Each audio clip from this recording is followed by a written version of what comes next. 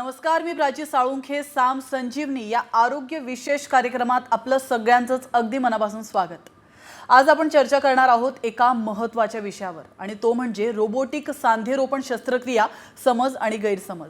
आणि या विषयावर मार्गदर्शन करण्यासाठी आपल्या सोबत आहेत पाटील ऑर्थोपेडिक क्लिनिकचे डॉक्टर प्रकाश पाटील. आपण त्यांचं स्वागत करूयात. डॉक्टर, आपलं खूप खूप स्वागत आहे. नमस्कार.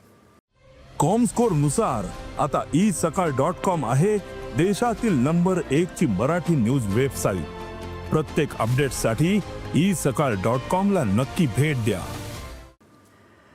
तर मंडळी, आपण चर्चेला सुरुवात करणारच आहोत. मात्र त्याआधी डॉक्टर प्रकाश पाटील यांच्या कार्याची थोडक्यात ओळख करून घेऊयात एका व्हिडिओ क्लिपच्या माध्यमातून.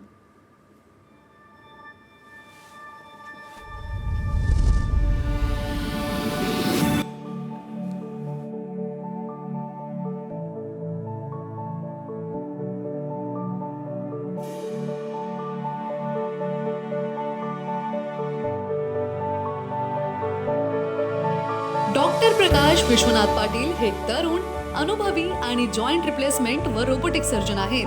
नाशिकच्या सह्याद्री सुपर स्पेशालिटी हॉस्पिटल येथे गेल्या 11 वर्षांपासून कार्यरत आहेत. डॉक्टर प्रकाश पाटील यांनी MBBS ची डिग्री RMC लोणी, अहमदनगर येथून घेतली. तसेच DNB म्हणजेच डिप्लोमेट ऑफ नॅशनल बोर्ड ही पदव्युत्तर पदवी नवी दिल्ली येथे पूर्ण केली. आरोग्याच्या दृष्टीने उपयुक्त आधुनिक तंत्रज्ञान हाताळणी व सांधेरोपण शस्त्रक्रियेचा डॉक्टर प्रकाश पाटील यांचा अनुभव चांगला आहे. डॉक्टर प्रकाश पाटील यांनी MCH ortho UK of joint replacement मधील सर्वोच्च सुपर स्पेशालिस्ट पदवी 9 वेल्स हॉस्पिटल ड्युंडी, स्कॉटलंड UK येथून घेतली आहे.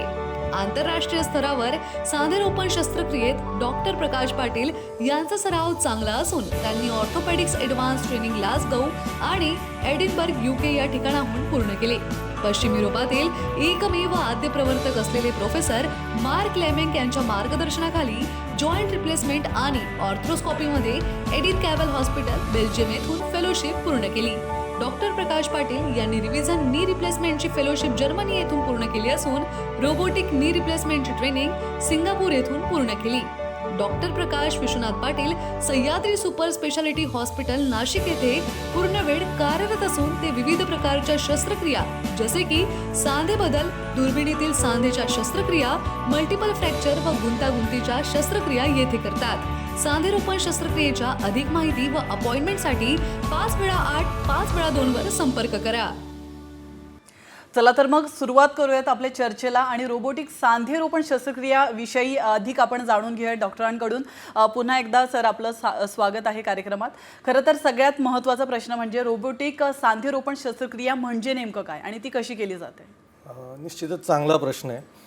रोबोटिक सांधेरोपण शस्त्रक्रिया म्हणजे काय हे जाणून घेण्याच्या अगोदर आपल्याला हे माहिती असणं गरजेचं आहे की आज सांधेरोपण शस्त्रक्रिया ही सगळ्यात जास्त आणि सगळ्यात जास्त सॅटिस्फॅक्शन देणारी सर्जरी ऑर्थोपेडिक्स या क्षेत्रामध्ये आहे. सांधेरोपण शस्त्रक्रिया आपण कुठल्या रुग्णांमध्ये करतो? ज्या रुग्णांमध्ये चालायला, उठायला, बसायला त्रास आहे, मांडी घालून बसायला त्रास आहे किंवा ज्यांचा हा त्रास जो आहे तो फक्त पेन किलर्स घेतल्या तर बंद होतो आणि पेन किलर बंद केलं की पुन्हा सुरू होतो, अशा रुग्णांसाठी सांधेरोपण शस्त्रक्रिया आहे. आणि सांधेरोपण शस्त्रक्रियेमध्ये आपण काय करतो की जो सांधा खराब झालेला असतो, निकामी झालेला असतो, की ज्याचं जे आवरण असतं ते पूर्ण निघून गेलेलं असतो आणि त्यामुळे ही हाडं एकमेकांच्या संपर्कात येतात आणि हे संपर्क झाल्यामुळे ज्या वेदना निर्माण होतात ते वेदना घालवण्यासाठी सांधेरोपण शस्त्रक्रिया केली जाते. आणि ह्या शस्त्रक्रियेमध्ये आपण हा जो खराब झालेला कोटिंग आहे तो काढून तिथे कृत्रिम किंवा आर्टिफिशियल कोटिंग तिथे बसवतो, ज्याला आपण जॉईंट रिप्लेसमेंट सर्जरी म्हणतो. आता ही जॉईंट रिप्लेसमेंट सर्जरी अनेक प्रकारे केली जाते. त्याच्यामध्ये कन्व्हेन्शनल नी रिप्लेसमेंट सर्जरी आणि मग ॲडव्हान्स नी रिप्लेसमेंट सर्जरी आहे. कन्व्हेन्शनल नी रिप्लेसमेंट सर्जरी जी आपण ऐकवत आहे किंवा जी सर्वत्र केली जाते ही एका विशिष्ट प्रकारच्या साच्यांनी किंवा रॉड्सने केली जाते. आता हे साचे आपण व्यवस्थित सांध्यांवरती बसवतो आणि त्याच्या मेजरमेंटनुसार सांध्यांची संरचना आपण बदलतो आणि त्याच्यावरती नवीन सांधा हा टाकतो. त्याच्या पुढची जी शस्त्रक्रिया किंवा ॲडव्हान्स नी रिप्लेसमेंट सर्जरी जी आहे ती म्हणजे मग इमेजलेस आणि इमेज बेस्ड टेक्नॉलॉजी, ज्याला आपण रोबोटिक नी रिप्लेसमेंट सर्जरी म्हणतो. आता रोबोटिक नी रिप्लेसमेंट सर्जरी येण्याच्या अगोदर कम्प्युटर नॅव्हिगेशन सर्जरी होती. आता जसं कम्प्युटर नॅव्हिगेशन हे शब्द आपल्याला सांगतात, नॅव्हिगेशन म्हणजे आपल्याला एक दिशा दाखवतं, तर ते कम्प्युटरच्या मदतीने दिशा ठरवून आपण जॉईंट रिप्लेसमेंट सर्जरी करायचो. आणि आत्ताच्या घडीला जर सगळ्यात लेटेस्ट ॲडव्हान्स जी टेक्निक आहे ती म्हणजे रोबोटिक नी रिप्लेसमेंट. म्हणजेच कम्प्युटर नॅव्हिगेशनच्या पुढे जाऊन आपण जी एक्झिक्यूट करतो, म्हणजे जी ॲक्च्युअल शस्त्रक्रिया करतो ती रोबोटच्या मदतीने शस्त्रक्रिया करतो. म्हणून ही रोबोटिक नी रिप्लेसमेंट सर्जरी आजच्या घडीला जॉईंट रिप्लेसमेंट सर्जरीमध्ये सर्वात ॲडव्हान्स टेक्निक आहे. बिलकुल, नक्कीच.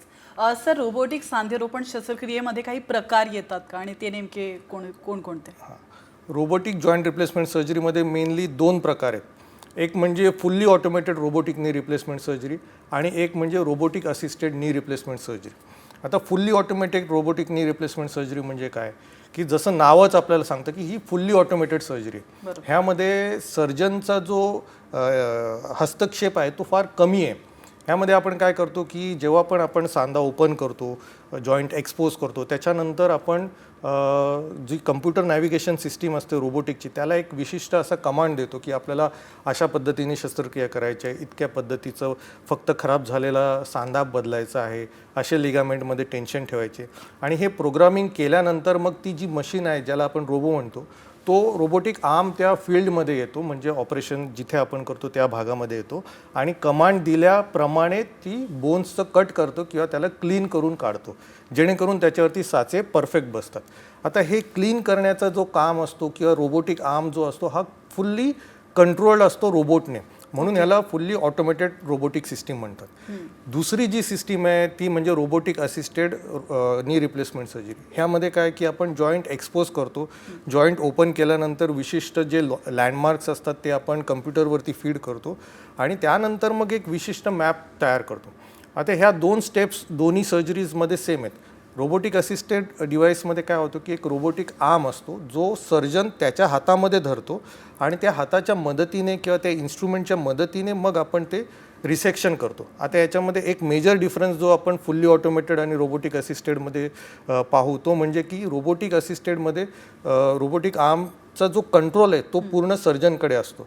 म्हणजे याच्यामध्ये सर्जनचा पण हस्तक्षेप हा कम्प्युटरपेक्षा जास्त असतो. अल्टिमेट जी डिसिजन घेण्याची कॅपेबिलिटी असते किंवा डिसिजन मेकिंग कमांड असतो तो सर्जनचा असतो. तर हे 2 विशिष्ट अशा पद्धती आहेत आणि दोन्ही रोबोटिक सिस्टीममध्ये सर्जरी जी आहे ही एकदम परफेक्ट होते आणि अल्टिमेटली जेव्हा बोन प्रिपरेशन परफेक्ट असतो, जेव्हा लिगामेंट्स ज्या गुडघ्याच्या आजूबाजूला असतात त्यांचं टेन्शन परफेक्ट असलं की आपली नी रिप्लेसमेंट सर्जरी ही 100% सक्सेसफुल होते. बिलकुल. आणि सर, मला या रोबोटिक नी रिप्लेसमेंट सर्जरी विषयी अधिक जाणून घ्यायला आवडेल. ही सर्जरी करण्याच्या आधी काही तयारी करावी लागते का? निश्चितच तयारी करावी लागते. आता मी जसं सांगितलं ह्या 2 वेगवेगळ्या सिस्टीम आहेत, त्यांना इन्फॉर्मेशन वेगवेगळ्या पद्धतीने दिली जाते. म्हणून मग ह्याच्यामध्ये एक इमेज बेस्ड टेक्नॉलॉजी आहे आणि हे इमेज लेस टेक्नॉलॉजी आहे. इमेज बेस्ड टेक्नॉलॉजी म्हणजे काय असतं की आपण सर्जरीच्या अगोदर आदल्या दिवशी पेशंटच्या रुग्णाचे CT स्कॅन्स करतो.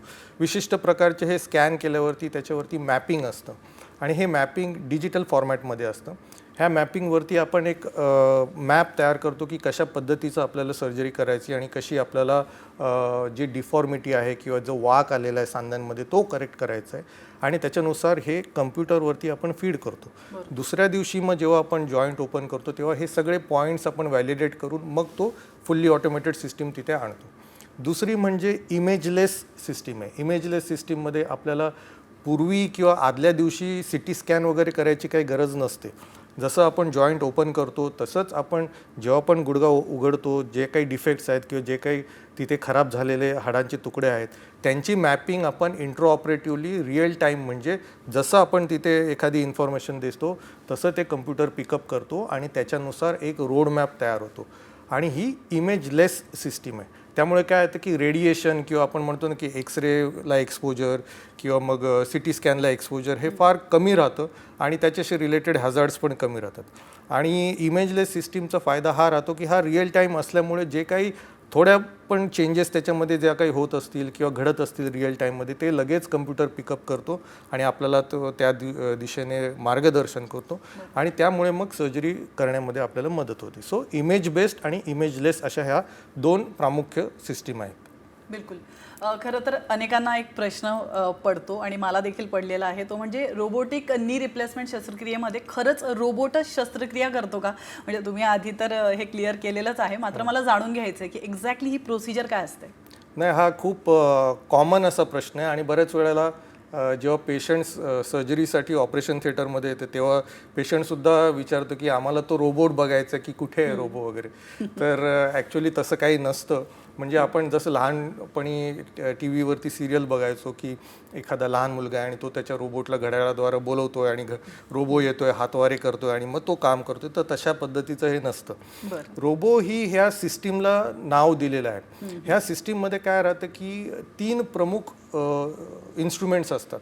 एक इन्स्ट्रुमेंट्स म्हणजे काय असतं की ॲरे सिस्टीम असते. ॲरे सिस्टीम म्हणजे काय की आपले जे बोन्स आहेत किंवा हाडं आहेत त्यांच्या विशिष्ट जागेवरती रिफ्लेक्टर्स लावलेले असतात आणि हे रिफ्लेक्टर्स लावल्यानंतर एक कॅमेरा सिस्टीम असते. जसं आपण शूटिंगमध्ये कॅमेरा असतो तशाच पद्धतीचं हे इन्फ्रारेड कॅमेरा असतात आणि ते प्रत्येक हालचाल पिकअप करतात आपली. म्हणजे गुडघा किती वागतोय, किती सरळ होतोय आणि ती इन्फॉर्मेशन कम्प्युटरला फीड करतात. आता ही जेव्हा प्रायमरी इन्फॉर्मेशन आपण रोबोटला देतो त्यानंतर ही इन्फॉर्मेशन दुसऱ्या इन्स्ट्रुमेंटमध्ये जाते ज्याला आपण नॅव्हिगेशन सिस्टीम म्हणतो, जिथे कम्प्युटर असतो आणि सॉफ्टवेअर असतं आणि ह्यामध्ये मग वेगळे अँगल्स येतात किंवा डिजिट्स येतात आणि एक आपण म्हणतो ना ग्राफ तयार होतो ज्याच्यावरून आपल्याला समजतो की गुडघा कुठे टाईट आहे, कुठे लूज आहे, किती वाकलेला आहे, किती सरळ आहे आणि आपल्याला कुठे जायचं आहे, आपल्याला तो व्यवस्थित सरळ करायचा आणि बॅलन्स करायचं. तर त्या कम्प्युटरवरती आपण मग ते इन्फॉर्मेशन सर्जन फीड करतो की हे अशा पद्धतीने आपल्याला करायला पाहिजे आणि जेव्हा आपल्याला ते फायनल होतं की नाही आता आपल्याला हे अशा पद्धतीनेच करायचं आहे तेव्हा मग तिसरं इन्स्ट्रुमेंट असतो ज्याला आपण रोबोटिक आर्म डिव्हाइस म्हणतो जे मध्ये येतं आणि मग नंतर ती पूर्ण सर्जरी आपण एक्झिक्यूट करतो. खरं तर मला या प्रोसेसबद्दल अधिक जाणून घ्यायचं आहे. मात्र एका छोट्याशा विश्रांतीनंतर आपण अजून डॉक्टरांना खूप सारे प्रश्न विचारणार आहोत. इथं वेळ झाली एका छोट्याशा ब्रेकची, लगेचच परत येतोय. तुम्ही पाहत राहा साम संजीवनी.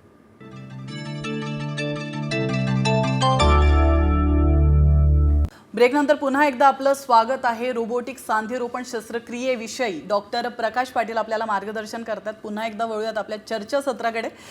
सर, सगळ्यात महत्त्वाचा प्रश्न म्हणजे समज किंवा गैरसमज याविषयी देखील आपल्याला बोलायचं आहे.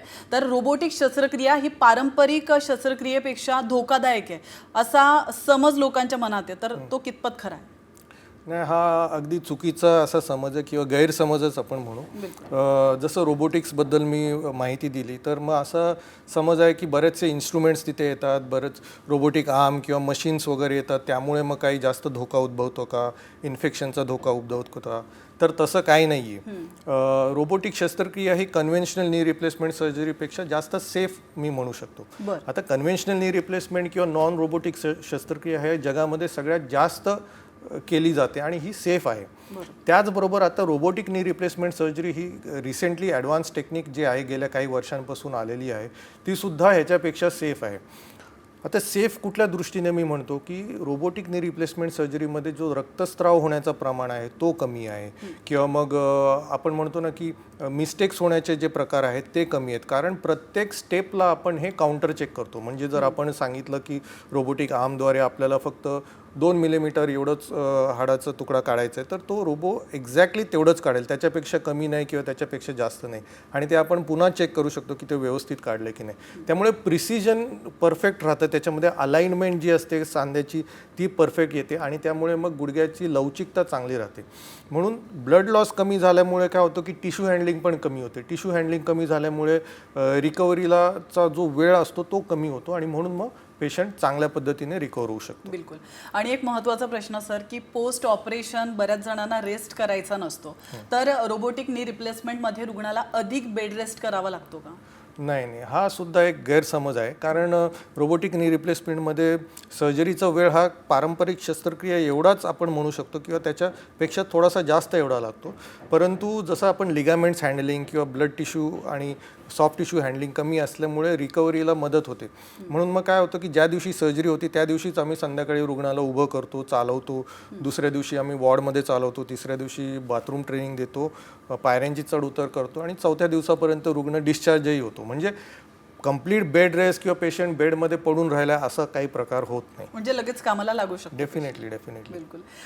सर, रोबोटिक नी रिप्लेसमेंटमध्ये रुग्णाला त्रास किंवा वेदना होतात का, आणि होत असतील तर म्हणजे त्याचं प्रमाण किती आहे? हा म्हणजे ही एक कन्सेप्ट आहे की ज्यामुळे बरेचसे रुग्ण जॉईंट रिप्लेसमेंट किंवा सर्जरीला यायचं टाळतात किंवा तो आम्हाला सांगतात की आम्हाला पेन्स होतील का. तर मी हे नमूद करतो की रोबोटिक नी रिप्लेसमेंट सर्जरीमध्ये आम्ही जसं ॲडव्हान्स टेक्निक वापरतो तसंच ॲनेस्थेशियामध्ये म्हणजे भूल देण्यामध्ये सुद्धा आम्ही ॲडव्हान्स पेनलेस टेक्निक वापरतो, जेणेकरून काय होतं की आम्ही painless robotic knee replacement surgery करतो.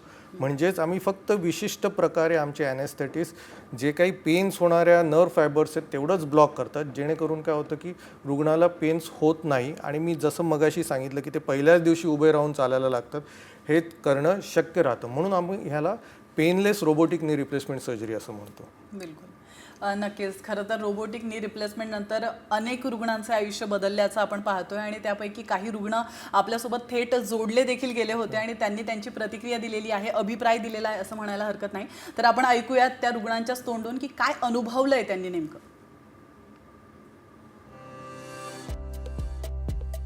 माझं नाव प्रतापराव देवरे. माझं वय 73 वर्षाचं आहे.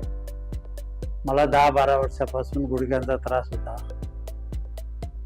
नंतर मी सह्याद्री हॉस्पिटलमध्ये आलो. डॉक्टर प्रकाश पाटील यांना भेटलो. त्यांनी मला सल्ला दिला, माहिती दिली. माहिती दिल्यानंतर माझ्या मनातलं ऑपरेशनची भीती दूर झाली व ऑपरेशन झाल्यानंतर पण मला सर्व गोष्टी व्यवस्थित झाल्या. आज मी व्यवस्थित चालू शकतो, पायऱ्या उतरू शकतो, सायकल चालू शकतो, मांडी घालून बसू शकतो. धन्यवाद.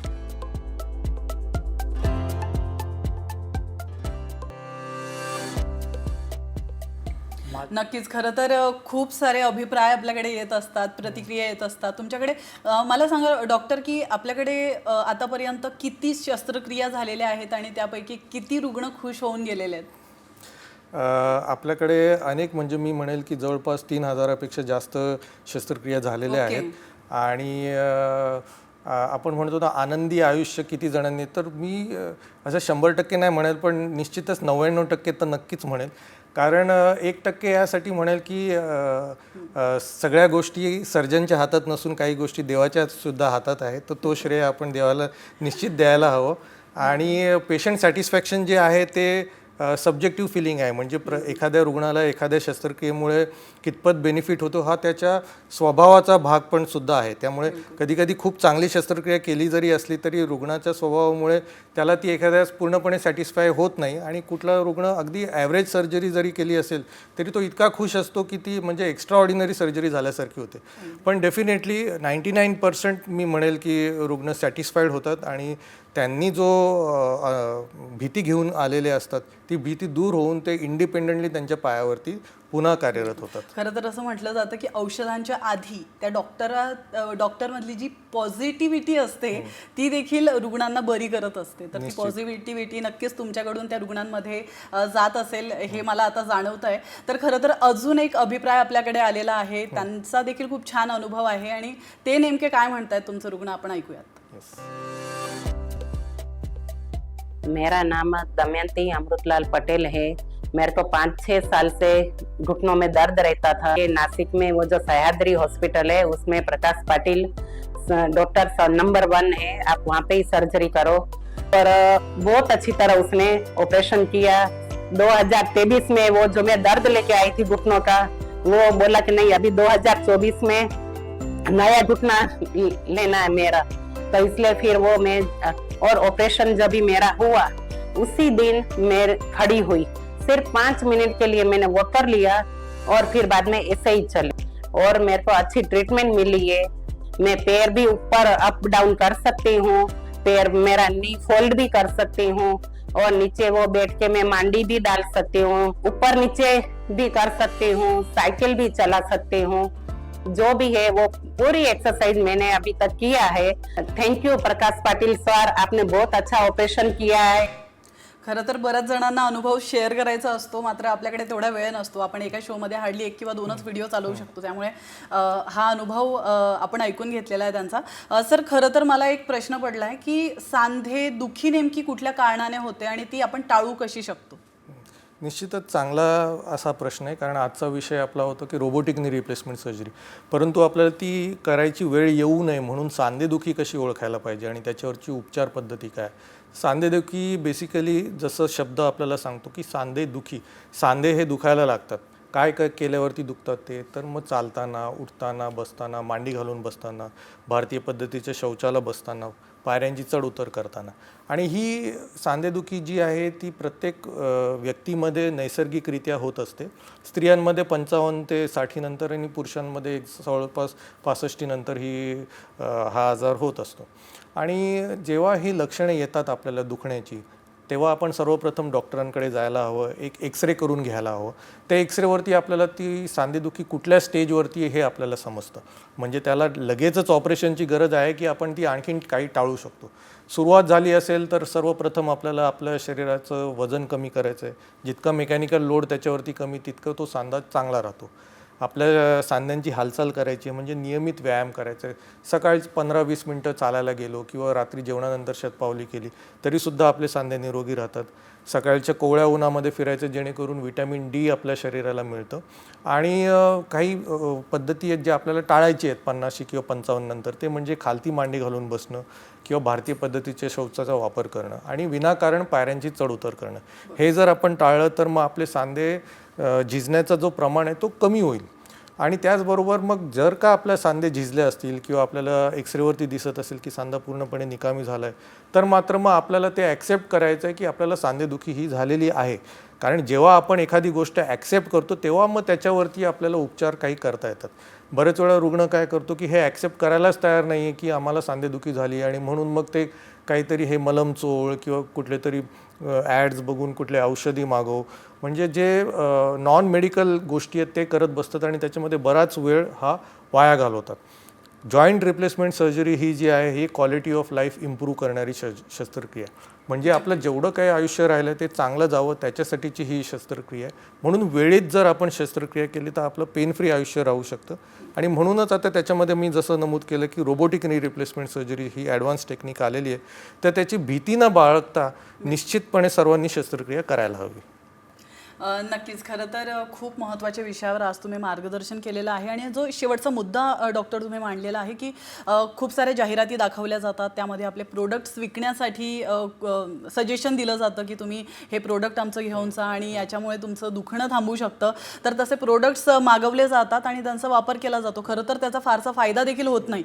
मात्र डॉक्टरांना न विचारता ह्या सगळ्या गोष्टी करणं खरंच अयोग्य आहे. त्याच्यामुळे शेवटचा पॉईंट अतिशय महत्त्वाचा तुम्ही मांडलेला आहे. दरम्यान तुम्ही कार्यक्रमात आलात आणि आमच्या प्रेक्षकांना इतकं सुंदर आणि छान असं मार्गदर्शन केलं, त्याबद्दल तुमचे खूप खूप धन्यवाद. नमस्कार. आणि यासोबतच साम संजीवनीमध्ये वेळ झाली इथंच थांबण्याची. मात्र तुम्ही कुठेच जाऊ नका, पाहत रहा साम टीव्ही. देश विदेशातील प्रत्येक घडामोडींचे लाईव्ह अपडेट मिळवण्यासाठी आता साम टीव्हीच्या सर्व सोशल मीडिया प्लॅटफॉर्मला लाईक, फॉलो आणि सबस्क्राईब करा. तसंच सर्व नोटिफिकेशनसाठी बेल आयकॉन प्रेस करायला विसरू नका.